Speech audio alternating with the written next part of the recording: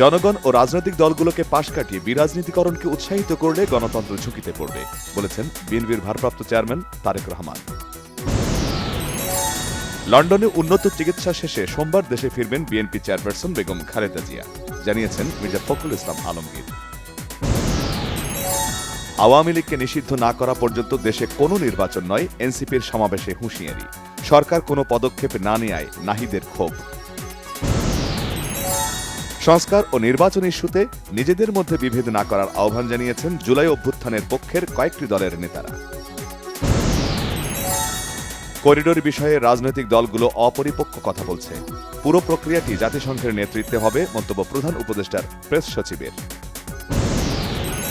দিনাজপুরের সীমান্ত থেকে 2 বাংলাদেশি কৃষককে ধরে নিয়ে গেছে বিএসএফ, জবাবে 2 ভারতীয়কে ধরে বিএসএফ এর কাছে সোপর্দ স্থানীয়দের। ঝিনাইদহের মহেশপুর সীমান্তে বিএসএফ এর গুলিতে বাংলাদেশি যুবক আহত, উদ্ধার করে হাসপাতালে ভর্তি করেছে স্থানীয়রা। চট্টগ্রামে 2টি খাল খননের উদ্যোগ বিএনপির, জনপ্রতিনিধি থাকলে নগরীতে এত সংকট হতো না, আমির খসরুর মন্তব্য।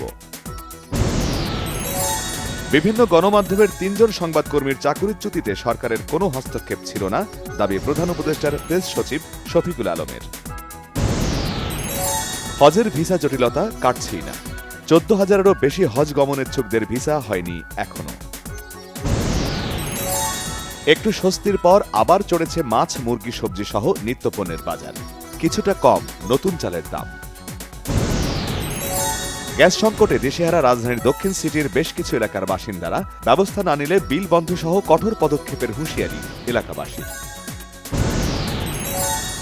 দিল্লি সামরিক অভিযান চালালে কড়া জবাব, হুমকি পাক সেনা প্রধানের। পেহেলগাঁও হামলাকারীদের চরম শিক্ষা দেওয়ার হুঁশিয়ারি অমিত শাহের। ভারতের নয়াদিল্লিতে ঝোড়ো বাতাস, ধূলিঝড় আর প্রবল বৃষ্টিতে অন্তত 4 জনের মৃত্যু, 200-রও বেশি ফ্লাইট বাতিল, চরম দুর্ভোগে যাত্রীরা।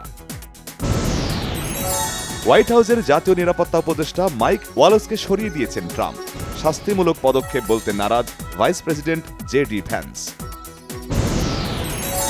চলমান পরিস্থিতির কারণে আগস্টে বাংলাদেশে ক্রিকেট দল পাঠাতে চায় না ভারত, টাইমস অফ ইন্ডিয়ার প্রতিবেদন। জুলকুন্দের হ্যামস্ট্রিংয়ে চোট, ইন্টার ও রিয়ালের বিপক্ষে খেলতে পারবেন না বার্সা ডিফেন্ডার। সরকারি আলিয়া মাদ্রাসার শিক্ষার্থী সাইফুদ্দিন হত্যা চেষ্টার অভিযোগে রিয়াজ, ফেরদৌস ও চঞ্চল সহ 14 শিল্পীর বিরুদ্ধে মামলা। উপমহাদেশের কিংবদন্তি চলচ্চিত্রকার সত্যজিৎ রায়ের জন্মশতবার্ষিকী উপলক্ষে ওটিটি প্ল্যাটফর্মে মুক্তি পেয়েছে সিনেমা প্রিয় সত্যজিৎ।